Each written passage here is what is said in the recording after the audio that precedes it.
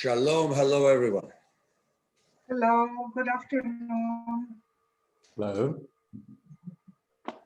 The director, how are you? Excellent, thank you very much. Good to see I you. hope you are well too. Well, we are okay. We are looking forward for this very interesting meeting. I think we have 1 minute to go, so I pass the ball to Dr. Stern. It's 12 o'clock. Let us wait 1 or 2 minutes for more people to come. Okay. We'll start.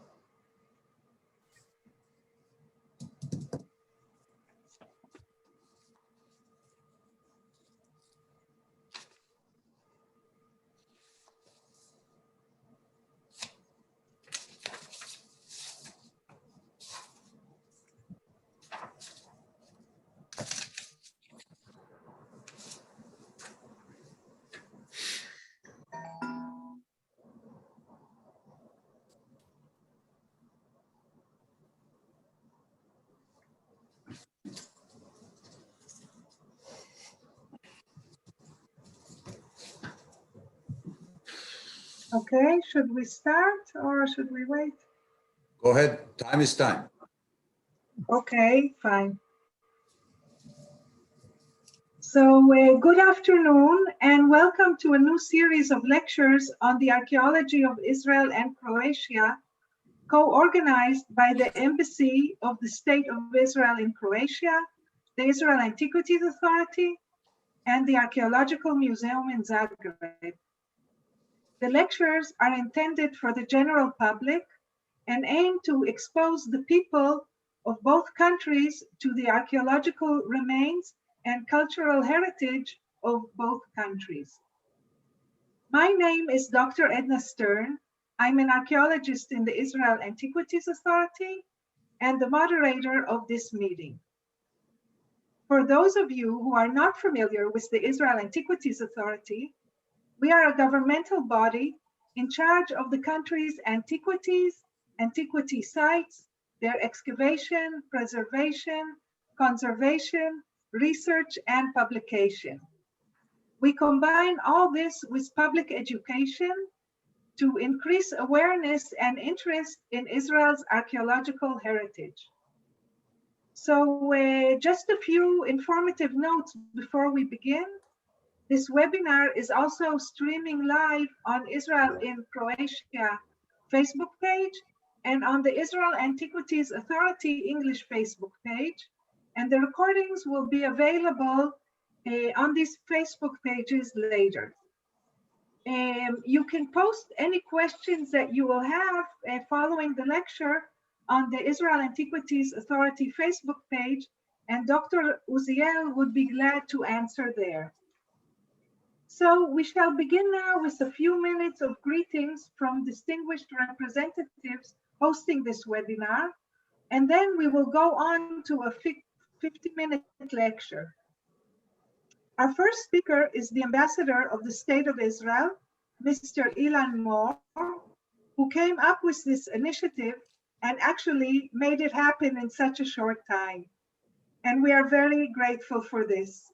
Mr. Mor, please. Thank you, Dr. Stern. Dear friends, Professor Guidon Aveney, Dr. Yuval Baruch, Dr. Omri Barzilai, Dr. Stern, as I said, Dr. Joe Uziel, who is our keynote speaker, and of course, Merav Shai, the head of the information department of the Antiquity Authority. And of course, I would like to welcome my good friend, even though we haven't met so much, the director of the Archaeological Museum of Zagreb, Director Mihalic. Ladies and gentlemen, I'm very happy to be here today and to start this webinar, which will be continued as time goes by. I think that the issue of archaeology is a common topic between Israel and Croatia. We can learn a lot from each other. There is a great interest of Croatian and not necessarily archaeologists, but Croatian citizens in Israel and as the Holy Land. There are many pilgrims who are going to Israel in the footsteps of Jesus, and every new finding in the Holy Land is of great interest for them. Let me just give you an example from last week. The latest excavation in the Judea desert got a lot of publication in the various Croatian newspapers. So by doing this project with you, the two sites, the Archaeological Museum of Zagreb and the Excavation Authority, Antiquity Authority in Israel, I think we are aiming at a very important issue, which is very interesting to Croatian people and of course to Israel. I do not want to take too much of your time. I just want to warm welcome you, to tell you how happy we are at the embassy. Yet another project by the embassy is coming through. We try to diversify our activities in Croatia, not to talk only on politics, but to present the other faces of Israel in the field of innovation and science and technology. And now we are doing for the first time also in the field of archaeology, which is, as I said, as important to Croatian people and scientists as to Israeli people. I cannot finish my short greetings without saying a big thank you to all those people from both sides who made this seminar coming through. From your side is all the people I mentioned, especially Dr. Stern, and Joe Uziel, and of course Mirav, who helped us a lot in the publication of these activities. And from my side, my staff, who helped a lot, especially Plaminka, who did a great job in coordinating both sides and to contribute to the fact that this is happening. And for this, for all of you, I'm very, very grateful. So those who do not know their past cannot plan a better future for them. So for archaeology, archaeology as such has an important place in the psychic and the soul of every nation, especially for all nations like Croatia and Israel. So without further ado, good luck to all of us. Thank you again, and we will see each other in the next seminar in the weeks to come. Thank you. Those of us who celebrate Pesach, Chag Sameach, and those of us in a week time or more than a week time who celebrate Easter, Happy Easter, and all the best, and thank you. Hvala puno. Thank you very much, Ambassador Moore. And now I'm honored to invite the Chief Archaeologist of the Israel Antiquities Authority, Professor Guidon Aveney, to greet on behalf of the Israel Antiquity Authority. Thank you, Anna. And allow me first to thank Ambassador Ilan Moore for this initiative, and of course the director of the Archaeological Museum of Zagreb, Sanin Mishelic. I believe that we'll have a lot to continue these first steps. And I would like to mention that, you know, as Israeli archaeologists, Croatia is not just another place. When you look at the Mediterranean Adriatic sphere, so we have Israel and Croatia situated in the, I would say, key corners or key areas of the Mediterranean. Because if I can take my experience as a Roman, early Christian, medieval archaeologist, coming to Croatia and visiting the magnificent sites, starting from the Palace of Diocletian in Split, or the Euphrasian Basilica in Poech, the Roman temples and amphitheater in Pula, not to mention the medieval Dubrovnik, all these sites really are mirrored by archaeological sites in Israel, because connectivity across the Mediterranean has been one of the key issues when we look at common researchers. When you look at the wide picture of the Mediterranean, so the eastern coast, Israel, and the Adriatic coast has a lot to speak with each other. And unfortunately, until now, we don't see many collaborative works and approaches, and I really do hope that this will be the first step in this collaboration, which, as you may know, can include underwater archaeology, prehistory, as I mentioned, Christian archaeology, Roman, medieval, and so on and so forth. But there is another dimensions in this connectivity, which goes beyond the field of archaeology, because Israel, with its rich archaeological heritage as the Holy Land, is attracting not only archaeologists. Christian pilgrimage, which has been increased in the last years, is one of the key factors in which archaeology collaborates with the general public, with the tourists, and particularly with the Christian pilgrimage. And Ambassador Mo has just mentioned the last discoveries of the Judean desert. You will hear today about Jerusalem. You will hear about the sites around the Sea of Galilee, all of them very deeply connected with the roots of Christianity and of course the Gospels, and has a lot of meaning not only for archaeologists. So we really do hope that this series of lectures will enhance both the collaboration between professionals, but also will reveal the ancient aspects of the Holy Land to the wide public, mainly in Croatia, but also in other places. And again, I thank this initiative. And as they say in this old American movie, I really do hope that this is going to be the beginning of a beautiful friendship. So thank you very much. And I also want to wish everybody here a happy Passover and happy Easter, and enjoy the coming lectures. Thank you. Okay, thank you, Professor Aveney.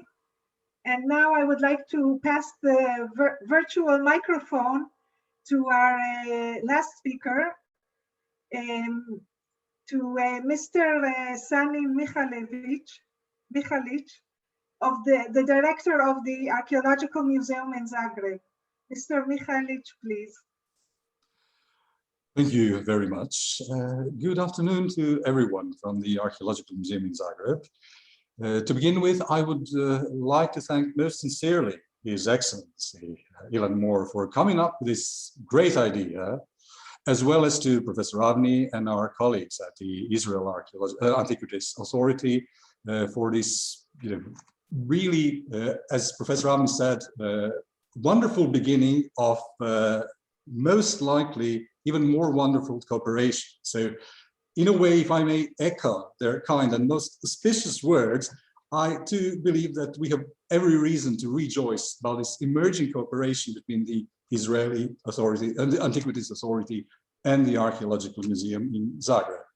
So this lecture today by Dr. Uziel marks the first instance in this cooperation that will undoubtedly not only serve to bring our two institutions together, to bring the professionals from the two countries closer still, but also to, in a way, add yet another brick to reinforce this solid bridge, this most strong relationship that we are building between our two countries. So you have already heard, we hope to soon be able to reciprocate this kind gift by the Israel Antiquities Authority with Dr. Uziel's presentation, by organizing an analogous presentation on Croatian archaeology and Croatian archaeological heritage to our fellow colleagues in Israel, as well as to the broader public, to the broader audience of all those who are interested in Croatia, this relationship and archaeology. Because just like Professor Aveney said, there are a number of links that may bring us together, and it's on us to work to reinforce, to strengthen those links. And with this, we are actually at the beginning, and this will lead to a most likely very bright future. So at the end, I will again, without further ado, give my last thanks again to His Excellency, Ambassador Moore,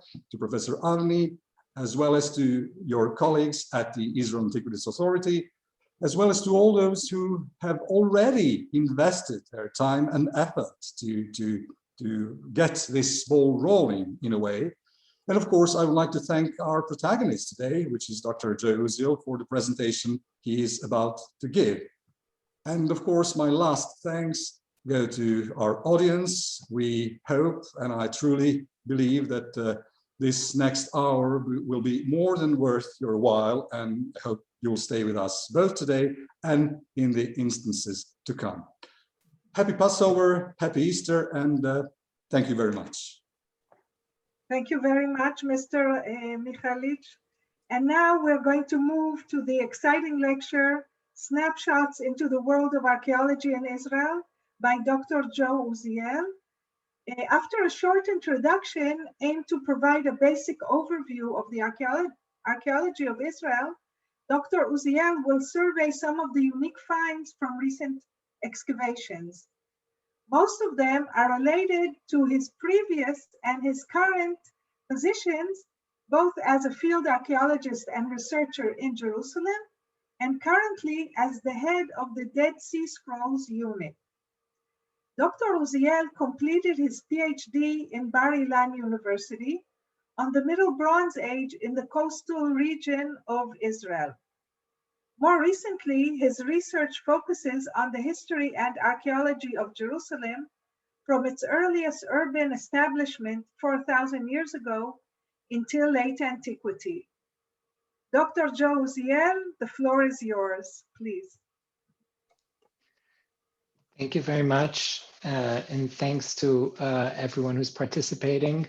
And thank you for having me to open up or get the ball rolling on this lecture series. I will just share my presentation. And here we go. Edna, just give me the signal that you can see my, okay, perfect.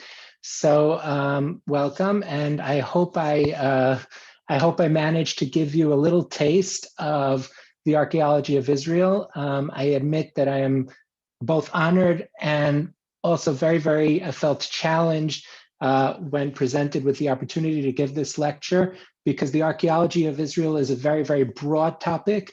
And so I'm going to start with a bit of a background on Israel, and then we're going to get into several portions or several snapshots of Israel's archaeology and history in order to just give you a taste leading up to future lectures, which will hopefully develop specific issues more in depth.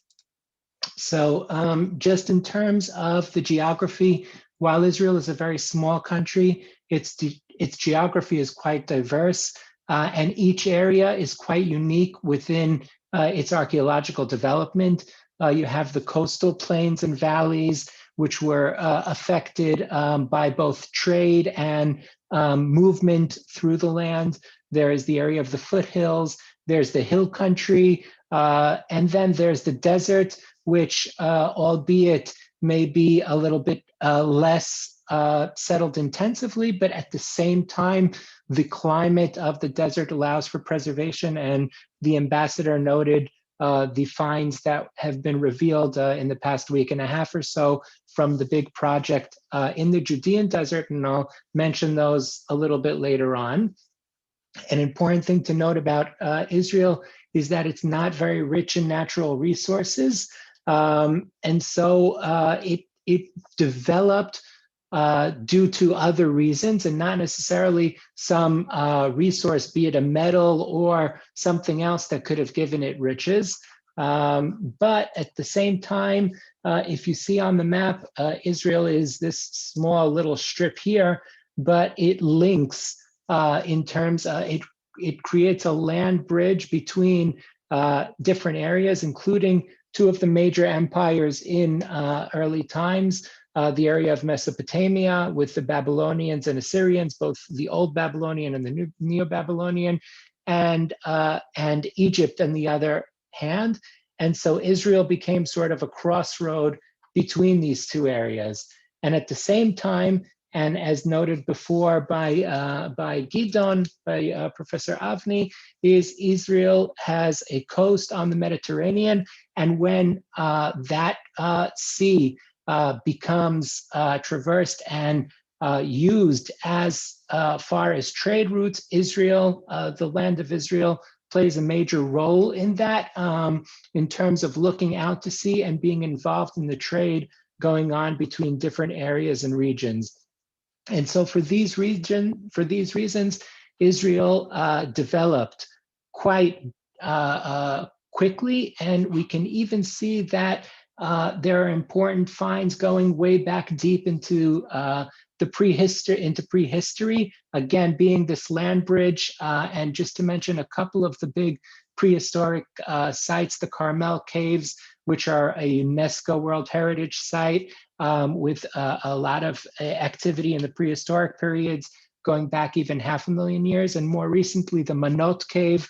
I will not focus too much on prehistory. I think that that's deserving of its own talk, and there are people better befitting, but I will mention that in the later portions of prehistory, recent discoveries have been quite dramatic, including the two photos in front of you. First of all, I'll start with the photo on the bottom, the basket found in these recent project in the Judean desert. And of course, again, because of the climate, the basket was able to survive and is complete. It's the oldest complete basket known in the world to our knowledge, and it's currently being studied at the Israel Antiquities Authority, and it was found in a cave in the Judean desert, and it dates back some 10,500 years ago to the Neolithic period. And so this is one of the very, very exciting finds that was revealed this past week. And on the other hand, on the picture on top, the very, very large excavations of a Neolithic site of Moza along the main road between Tel Aviv and Jerusalem. And the site is very, very important due to its very, very large exposure, because we came to realize how large a settlement can be in the Neolithic period and where it would be situated physically. And so these are some of the recent discoveries within the world of prehistory that have been quite dramatic in recent years. But that's not what makes Israel's archaeology unique. And what makes Israel's archaeology unique is actually the book, the Bible.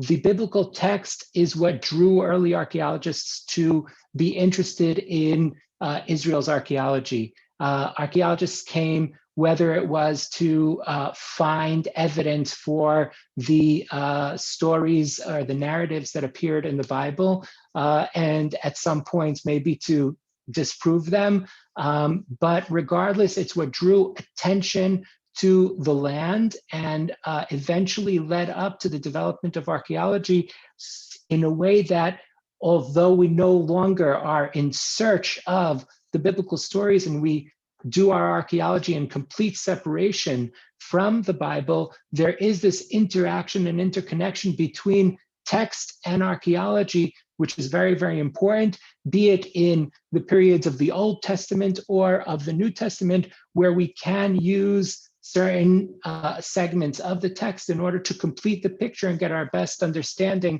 for different periods and different cultures. Just to begin with, a little bit of background again on the chronology. And here you have a very, very rough breakdown of the different periods of settlement in the country with the different cultures. And as I show here with the clock, Dali's clock, these things are somewhat fluid. So there are changes in the chronology, slightly in this direction, slightly in that direction. And if you look these things up in the professional literature, you will often find debates about different issues in the chronology. As Edna mentioned, I am particularly interested in the Bronze and Iron Ages. And so particularly in the Iron Age, there have been fierce debates about the chronology, but all in all, this rough scale still holds true. 50 years to here, 50 years to there, and we can use it. And what we're going to try to do in the next few minutes is just run through different portions of this timeline and stop at different stations and sort of take a look. I put this here because when I first was approached about doing this lecture, I said, sure, no problem. And then I came to realize that running through the archaeology of Israel in 50 minutes is basically an impossible mission. And so I decided to take the approach of, instead of trying to run down every single important period and site, was to basically take snapshots of several issues, bring them to your attention. And I'm sure that the future lectures in the series will expand on things that I touch upon today, as well as open up new issues which I will not touch upon. So going back to our chronological scheme, to our timeline, I will begin with the Bronze Age, and I begin with the Bronze Age, although I'm sure that there's a lot more interest in, if you look online or read up about Israel's archaeology, there's a lot more focus beginning from the Iron Age onward, the period of Judah, Israel, the Philistines, and so on. But the Bronze Age is what sets that stage, and it's where we begin with. And so I will begin, and we won't go into a deep split of the different periodization of the Bronze Age, but just roughly, there are three main stages of the Bronze Age: the early, middle, and late Bronze Age, and each of them has a unique characteristic. However, all of these characteristics are at play with the way in which Israel is interacting with Egypt at this time. And you have peoples known as the Canaanites, and they're living in different sites, which eventually develop in cities. But the Egyptian intervention in the land is what eventually leads up to the development of cities. The earlier ones, you can note here the site of Arad in the south, where already in the early Bronze Age, going back some almost 5,000 years, has quite an extensive fortification built around the site with towers and a wall surrounding the site. And at the same time, a little bit later on, you have the site of Yarmout, located near modern-day Beit Shemesh, where there are also fortifications and also palaces. And this interconnection with Egypt becomes very clear, even in the minute details. In this case, the measurements of the palace, which were built according to Egyptian standards. And here we start beginning to see the interaction with Egypt and the way in which this influences the flourishing of the earliest stages of urbanization in Israel. However, as often happens, this society collapses, and it takes a few hundred years until it begins to develop once again as an urban culture. And at this point in time, we begin to see very, very, very advanced stages, advanced methods of technology. We see a world open up in terms of the pottery forms that we see, very delicate, very intricate, probably using a new technology at the time of the wheel.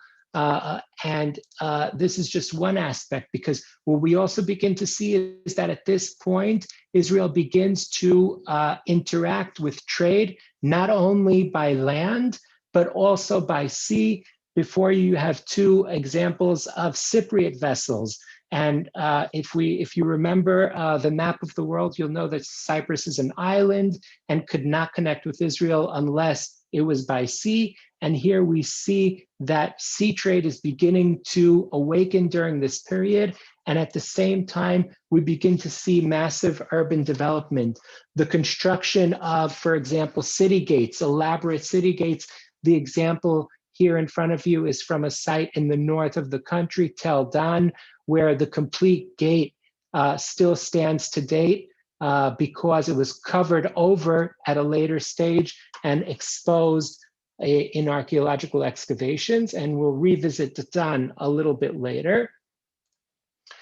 We see that there are massive earthworks to fortify sites, and it's beyond fortifying the sites, it's basically reshaping the landscape of the country. Anyone who would have been marching through the land at that time would have seen the landscape change. Areas that were flat all of a sudden were lifted up, and many of these works are what create what we know today in archaeology as tell sites.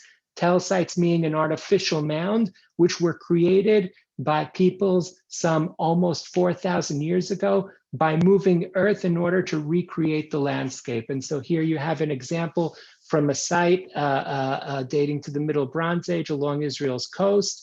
And if I have to pick out one site that cannot go unmentioned, that would be the site of Chatzor in the Galilee of Israel. A site that is way beyond the size of any other site, occupying an upper tell and a lower tell with very, very elaborate finds, palaces, fortifications. And so we see that this urban culture reaches new heights. And it also reaches heights in terms of its technologies, as I mentioned before, both in terms of military equipment. For example, we see the wheel as well as decorative elements. For example, the creation of bone and ivory inlays on wooden boxes and different types of materials being formed in order to create unique luxury items. And so we see here the culture developing very, very quickly, the Canaanite culture of the Middle Bronze Age, again, roughly 4,000 to 3,500 years ago. And again, we hit a point where that culture collapses.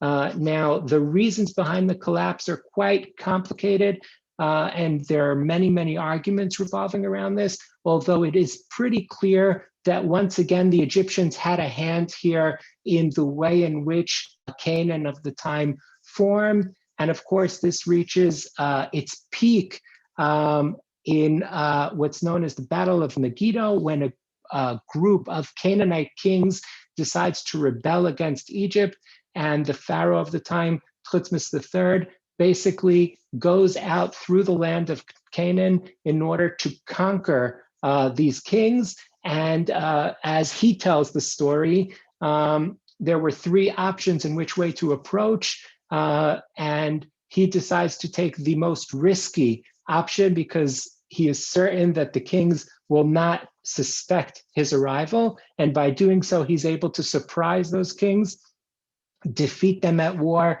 And at that point in time, the land of Canaan is under Egyptian hegemony.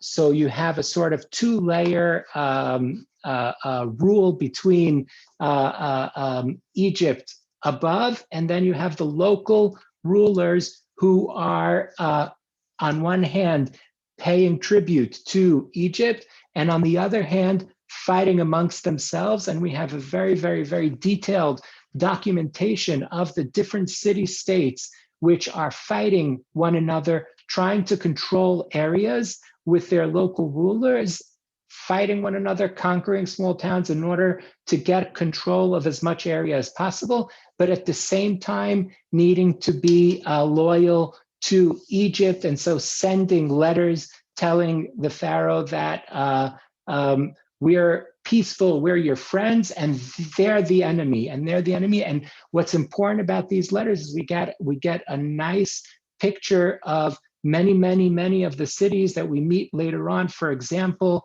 these letters mention sites just such as Jerusalem and Shechem and others which are involved in these battles amongst themselves.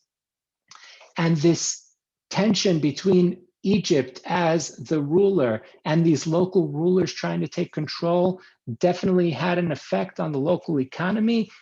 However, and here you have an example of the Egyptian outpost at the site of Beit Shan. But beyond the Egyptian intervention here, and here you have some of the Egyptian soldiers which were likely buried in these special coffins, which are of an Egyptian influence found in different sites in the country. But what we also see at the same time is a very, very elaborate development of wealth. And here you have a group of ivories, for example, found at the site of Megiddo, some of the nicest finds of the period. And so you see that on the one hand, there's tension. There isn't a lot of, I'd say, urban development in this period, but at the same time, there are clusters of riches, for example, this group of ivories. And you see that Chatzor, which I mentioned before, is still an outstanding site. Here you see an orthostat carved out of basalt, depicting a lion in the entrance to a temple. But what really, really defines the period is this incredible sea trade going on. And here you have vessels found from the area of Greece, and you have vessels found from the area of Cyprus. And Israel is just one of these players that's floating around the entire Mediterranean during the late Bronze Age, so roughly 3,500 to 3,200 years ago. And then something happens. And here you can see some of the trade going back and forth between the different areas. But around 1200 BC, this whole koine, this whole system of the Mediterranean trade networks seems to collapse and begin to disappear.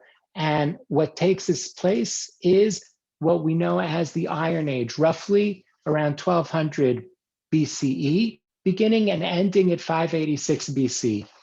And around 1200 BC, what we begin to see is that new peoples begin to emerge. And it's not necessarily that they're completely new, but they're redefining their cultures. And these cultures slowly develop throughout the Iron Age, okay, into what we would know as, on the one hand, the Philistines in this orange and red area. On the other hand, Judah, okay, the Judeans, the Judean monarchy here in the green area of the hill country. And then you have both the Israelite kingdom and the Phoenicians along the lowlands and the coast. And so we see sort of a new emergence coming out of this collapse of the different cultures in the late Bronze Age.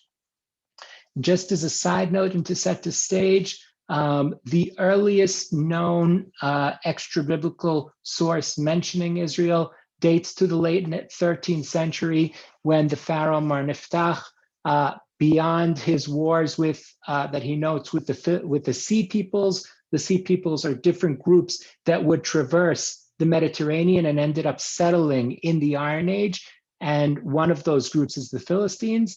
But he also notes the earliest noting of an entity known as Israel. And so this is a very, very important piece. I would like to begin with the Philistines, and from the Philistines we'll lead into the Judeans a little bit later, because the Philistines are somewhat different. They bring with them a completely new culture to the land that is quite related to the culture that we know from the area of Greece, the Mycenaean culture, and they bring with them different types of vessels. Here you can see some of the pottery vessels found at the excavations at Tel Ekron, Mikne, which is one of the 5 main Philistine sites, and we know the main Philistine sites also from the biblical text. And these Philistines, as well as the other groups of Sea Peoples, went out to war first against the Egyptians, probably in intention to try and conquer Egypt. And Ramses III, of course, depicts his victory over these people, after which they settle the southern coast of Israel. Again, this orange area with their unique culture. You can see these 2 vessels from the excavations at Tel Safigat with these fine depictions of birds, fish, and other motifs which appear on these pots, which do not appear not in Canaanite culture and not in neighboring cultures such as Judah. And so they're quite distinct, but they're not just distinct in terms of their pottery. They're distinct in everything that they do. And for example, what we see here is the excavation of a hearth, a small sort of fireplace within a building. And this is very, very unique to the Philistine culture, because if you've ever visited Israel, you know that for 10 months of the year, the last thing you want is a fireplace in your home. You actually need to open the windows. But the Philistines who were arriving from a different climate, and one that knew more cold, brought with them these hearths, and they settle. And very, very quickly, we see the disappearance of this feature and their adaptation to local conditions. Another difference that we see amongst the Philistines are their dietary habits. You may know that pork is not kosher. This goes actually way back in terms of Jewish culture, and before that, Judahite culture, where pork is basically abstained from to a large extent. And as opposed to the Judahites, the Philistines intake much pork. And in fact, there have been scholars that suggest that the reason that the Judahites, the people in Judah, did not eat pork was to actually distinguish themselves from the Philistines, who were such large consumers of pork. One of the most important finds, I'd say, of the excavations in Philistia is this inscription to the temple at Ekron, again in the Shfela, in the foothills of Israel, mentioning Achish, who was the king of Ekron at the time. And if you read the biblical text, this name also appears as one of the kings much earlier on in the stories of David, but not as the king of Ekron, but as the king of Gat, who David flees to in order to find refuge when he's fleeing from Saul. And so this is a very, very important inscription, also telling us a little bit about the different religious customs or cultic customs of the Philistines. One of the most interesting finds is actually a random find, because when scholars searched out to study the Philistines, they knew to search for specific sites, those mentioned in the biblical text, the 5 main Philistine sites. But sometimes our luck is different. And here, in sort of an accident where a tractor began working in an area and he hit a large pit known as a favisa. A favisa is a pit where you deposit religious or cultic finds. And the excavations of the Israel Antiquities Authority ended up finding thousands and thousands of cultic finds, probably emptied out from a Philistine temple somewhere in the area of Yavne, and then restored to these beautiful stands that you can see here with the depictions of the different figures praying. The end of the Philistine sites come gradually. The first site to be destroyed is Gath of the Philistines, home of Goliath from the biblical text, where we know from both the biblical text and the archaeological excavations that the site is destroyed by Hazael, the king of Aram, who intends in conquering different major sites in the land. And if we look at the biblical text, we can see that he begins with Gat and actually manages to conquer it, and then he proceeds to Jerusalem.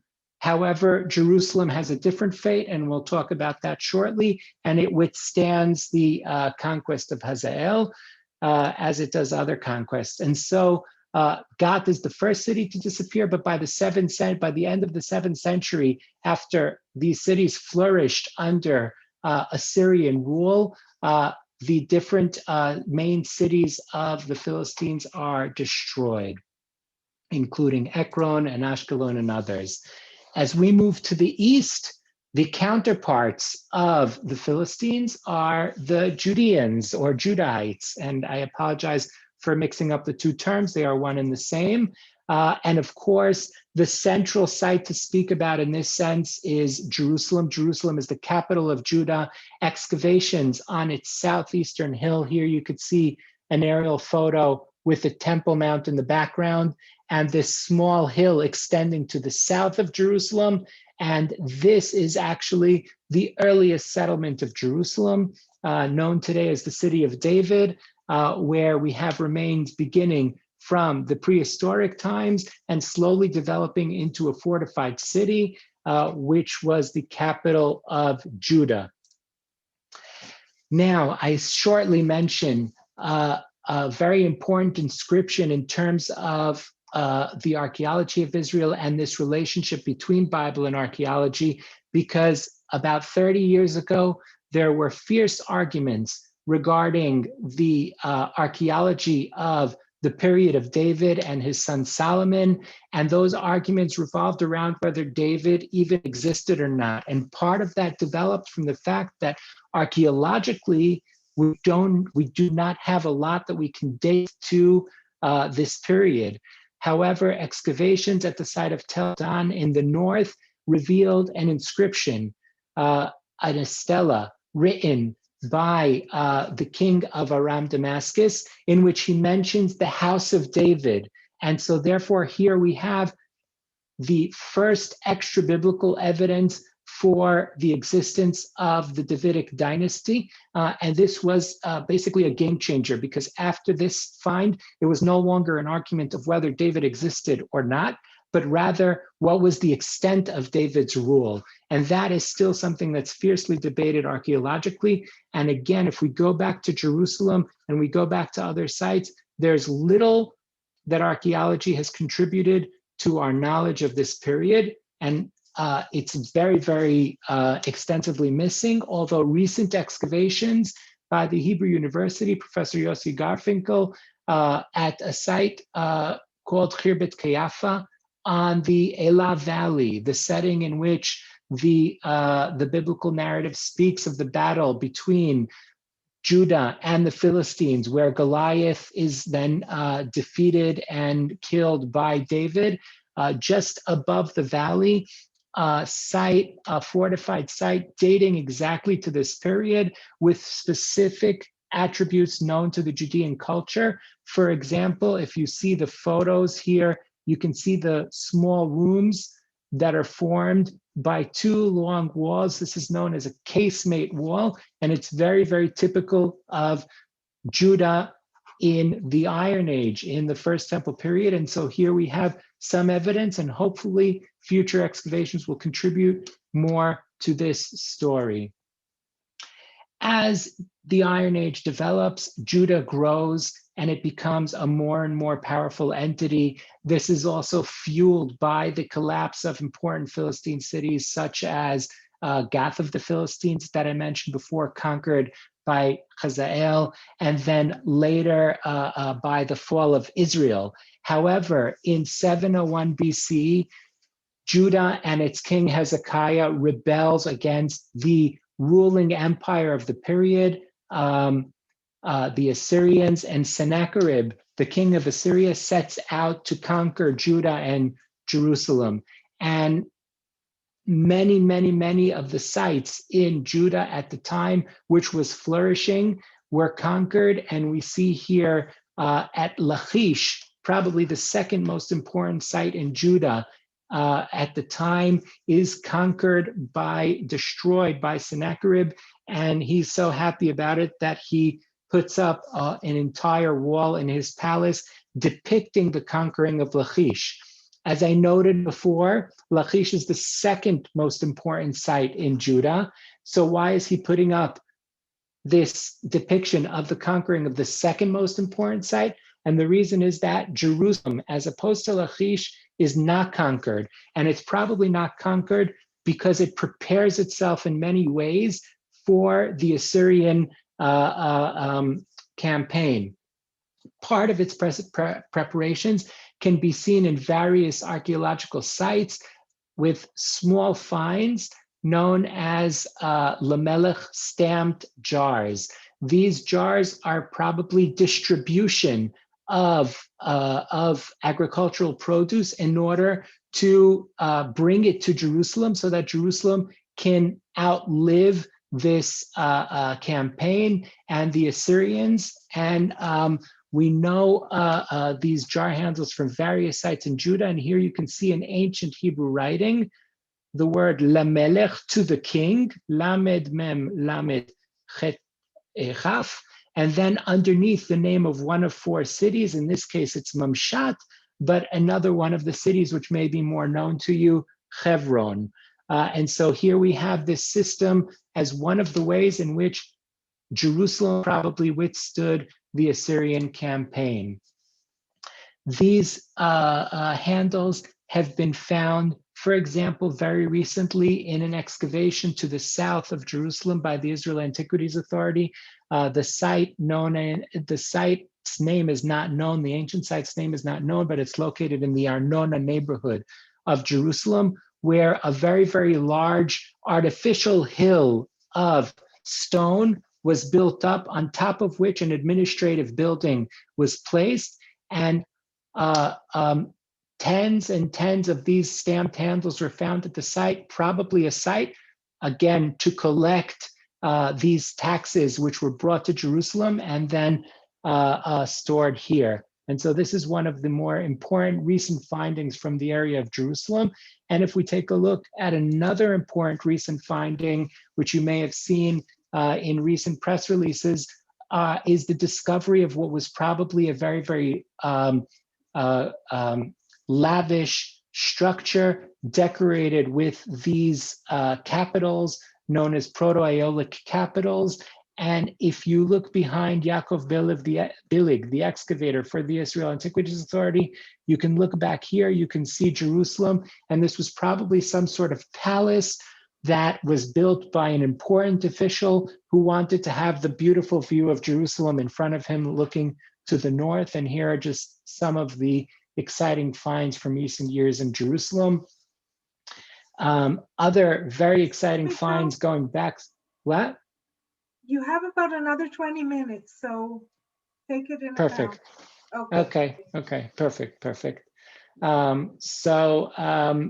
Here we have a burial, which was actually very looted, but luckily one corner wasn't looted. And what you see here is an amulet inscribed with the priestly blessings, as we know them from the biblical text, excavated in one of the in one of the cemeteries of Jerusalem of the First Temple period.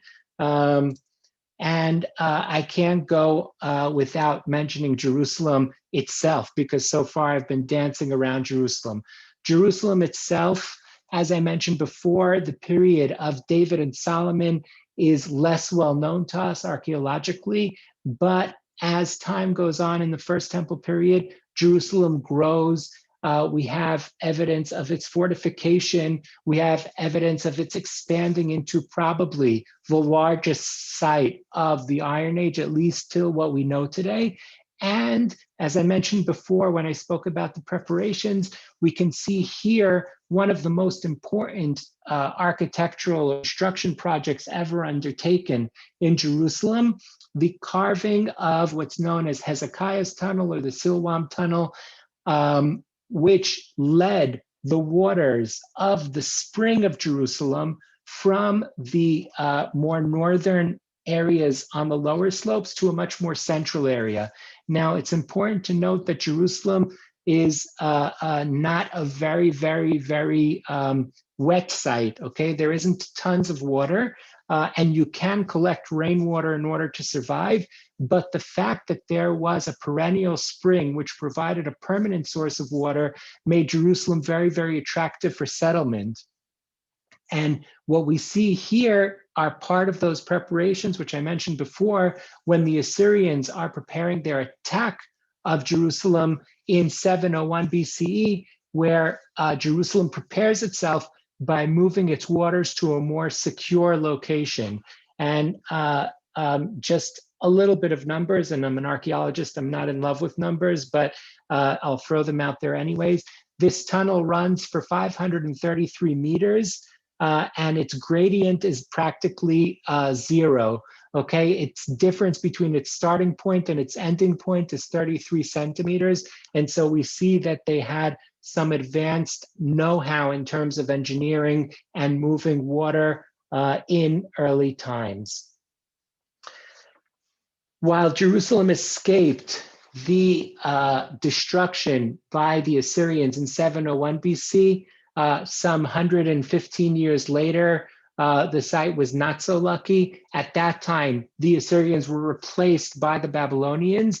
And here we have extensive evidence in Jerusalem of the Babylonian destruction as depicted in the biblical text, where different areas were burnt down. And here you can see one room in which we recently excavated along the lower slopes of the city of David, which was a very, very small room, but was burnt at a very, very distinct fire. And within this small room, we found these group of vessels, okay, these large storage jars. This was probably some kind of storeroom for holding commodities. And we know to date this to the 586 BC destruction because those stamped handles, which I spoke about before, around 701, the lamelech handles were at this point replaced by a different type of stamped handle, the rosette stamped handle. And these basically, this is the continuation of the administrative system, although undergoing change. And this also continues onward in Judah, all the way up into the Hasmonean period. Okay, so I'm just going to take a sip of water. And I'm going to jump ahead and just show a couple of highlights into the early Roman period. Not too much, and I'm sure that some of you who are more familiar with the country will say, well, what happened here and what happened there? Why didn't he mention this? And as I said, these are just touching upon some of the important points. Here you can see a site that I think cannot go unmentioned when speaking about the Roman period, Caesarea. Caesarea extensively excavated and now undergoing major conservation projects by the Israel Antiquities Authority. On the top right corner, you can see the theater, and below you can see the newly opened visitor center, which was built into the vaults of the platform for the temple, which stood above and looked out to the sea. And these vaults have now become a visitor center thanks to the efforts of the Israel Antiquities Authority. Caesarea is probably one of the most important sites of the period, built by Herod and undertaking really technological feats that were unheard of even in the Roman world, and with the intention of making Caesarea the most important port city in the East. And I think that Herod definitely succeeded in that to a very extensive extent. As much as Herod loved the sea, he also loved the drier climate. And here we have finds from recent excavations at a site to the south of Jerusalem, which you can see sticks out very clearly. Herod built here both a sort of winter palace, as well as recent excavations have exposed a private theater, which probably sat around 300 people, and with its own private box decorated with beautiful frescoes on the walls. And here you can see the undergoing work in order to preserve and conserve these things as part of the Israel Antiquities Authority. Part of our intention is not just to excavate, as Edna mentioned, but also to undertake conservation in order to create sites which could be visited by all to enjoy the cultural heritage of Israel. But you also can't skip Jerusalem when speaking about the early Roman period. At this time, we have major archaeological finds, as well as major texts which go together with these archaeological finds. These texts include, of course, the New Testament, as well as the historical documentation of Josephus Flavius, which describes not only the events of the Roman destruction of Second Temple period Jerusalem in 70 CE, but also many of the building projects and much of what led up to that destruction. And Jerusalem, anyone who excavates in Jerusalem knows that wherever you excavate, you're very, very likely to hit remains of the Herodian period or the early Roman period. So roughly 1st century BC and 1st century AD, all leading up to 70 AD. In 70 AD, the Romans destroy Jerusalem and they burn it down as described in Josephus, and many of its buildings collapse, including portions of what we're looking at now, the Temple Mount. This is an aerial view of the Temple Mount as we see it today.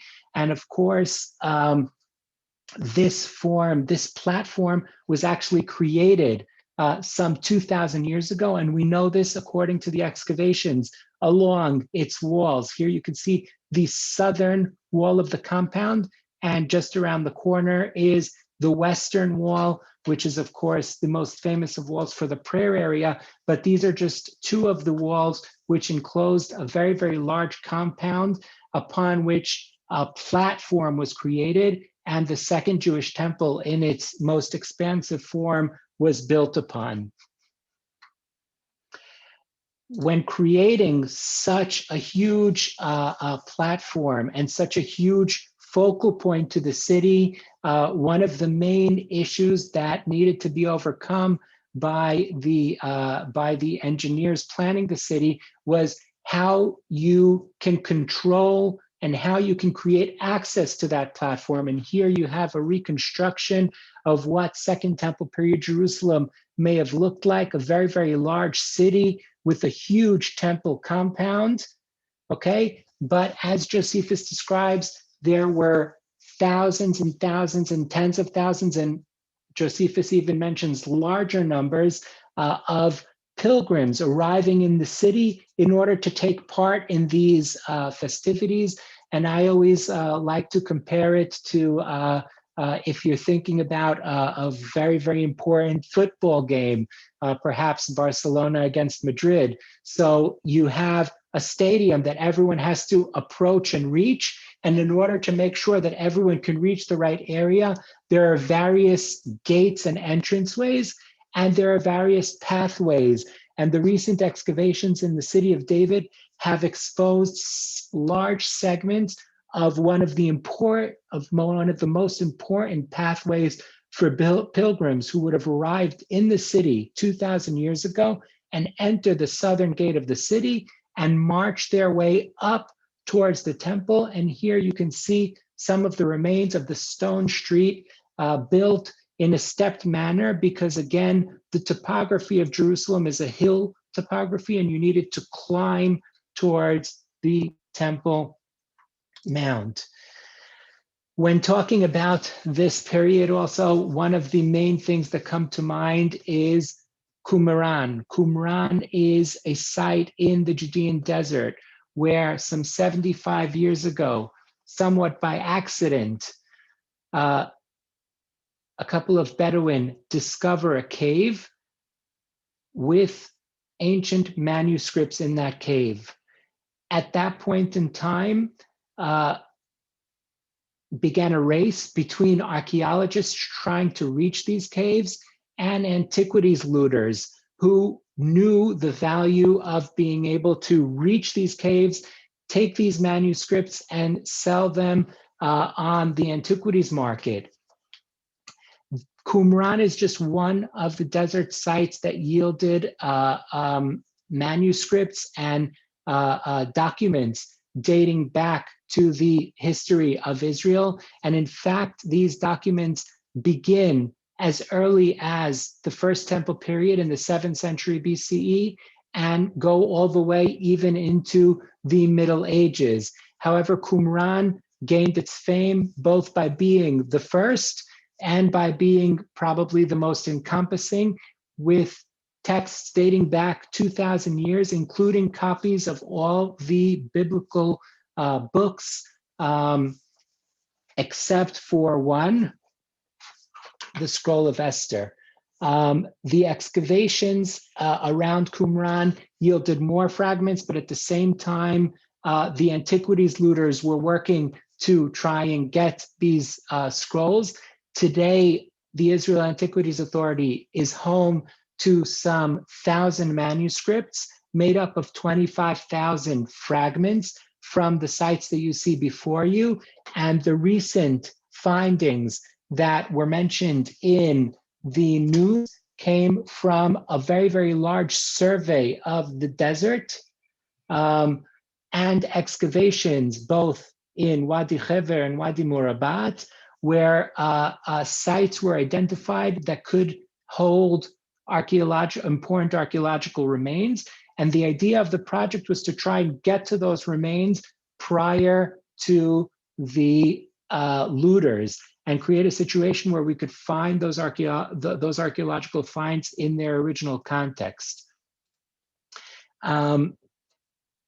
Just a short side point, I can't speak about the desert without speaking about Masada, one of the most important sites of Israel, which also yielded manuscripts. Here you can see a document, a pay slip of a Roman soldier found at Masada. And Masada, of course, one of Herod's desert palaces, but is very, very well known for the events in 73 AD, after the destruction of Jerusalem, where Jewish refugees fled to in order to live past the Roman conquest. And of course, the Romans take the site with the Jewish rebels finding their end.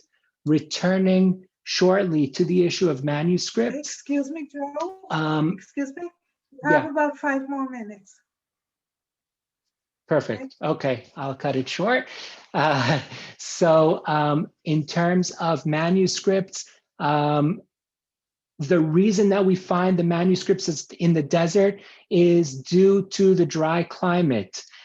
Were there also manuscripts in Jerusalem? Most definitely. And we know this due to archaeological finds. We don't find the actual scrolls or the letters, but we do find the clay lumps that were used to seal them, sort of like a seal that you would find on an envelope today. The same thing was true in antiquity.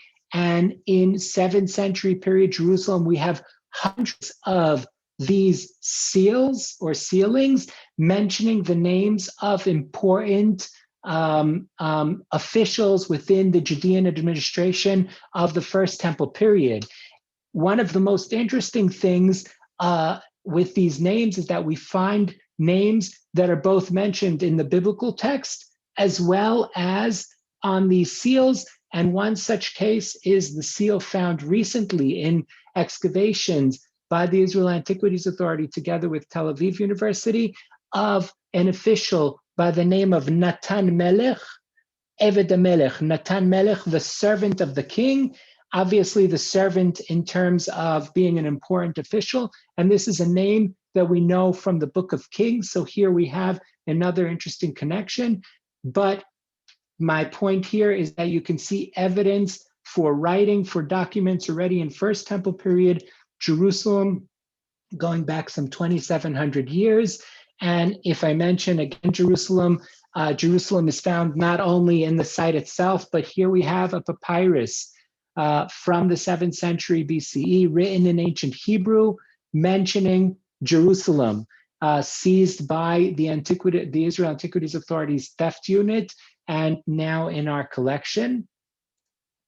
And I just want to quickly run this a couple of minutes of this video, and you can see one of the more impressive scrolls that we have, the scroll of Psalms. And this is part of what the Israel Antiquities Authority has been doing in terms of the Dead Sea Scrolls over the years, is very, very much focused on their conservation. And here you can see the text written in Hebrew, almost as if you would see it today. And if I skip a little bit, you can see these black areas, which are basically the breaking down, the deterioration of the scroll. And by using advanced methods and documentation, you can slowly begin to see if I skip ahead a little bit, the text using multispectral imaging all of a sudden becomes clear, and we're able to read the areas that had blackened away. Not all of our scrolls are this impressive. Just to point out one interesting thing about this scroll, this is written in square Hebrew writing, common in the Second Temple period, save for one word. This word here, which is the name of God, which was written in ancient Hebrew script, probably in order to either prevent its being said out loud, or perhaps because the ancient Hebrew script was thought of as the more holy script.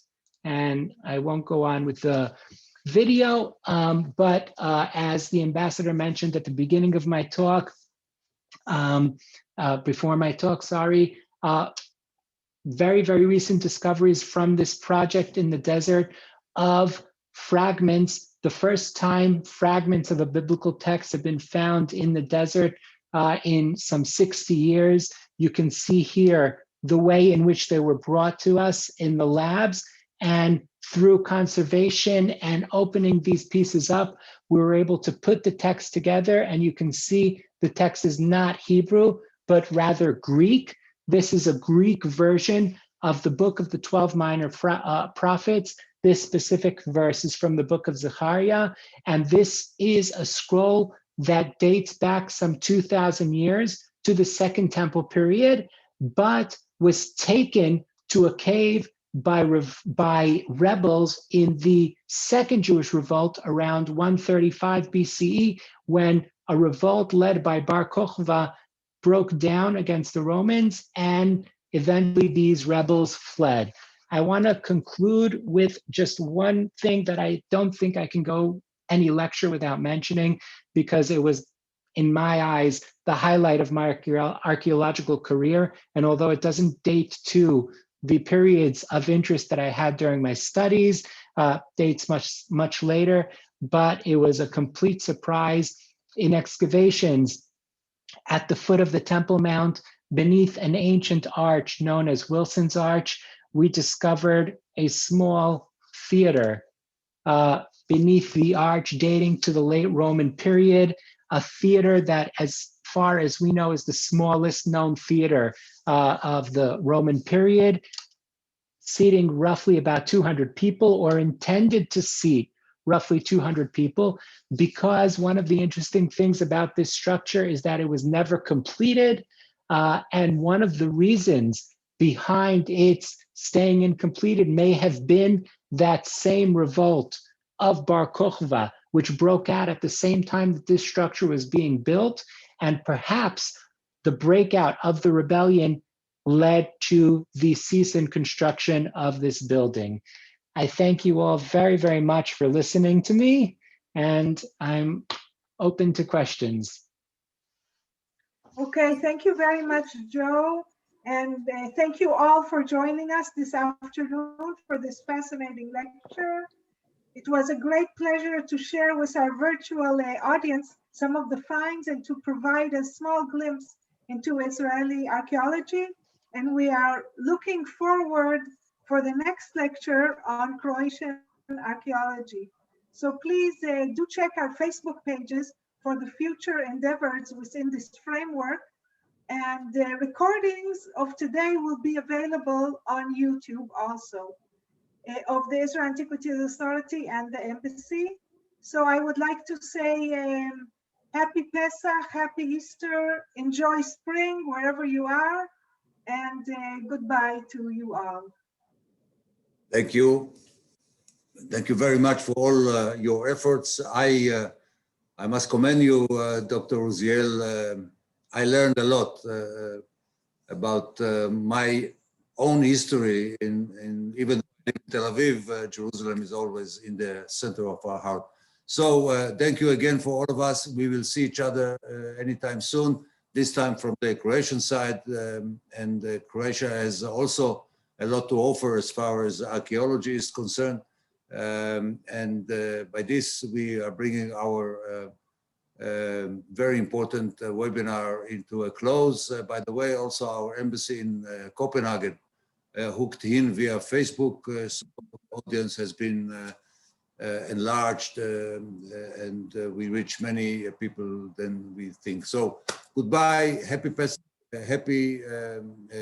Easter, and thank you so much. Shalom from Croatia. Hello.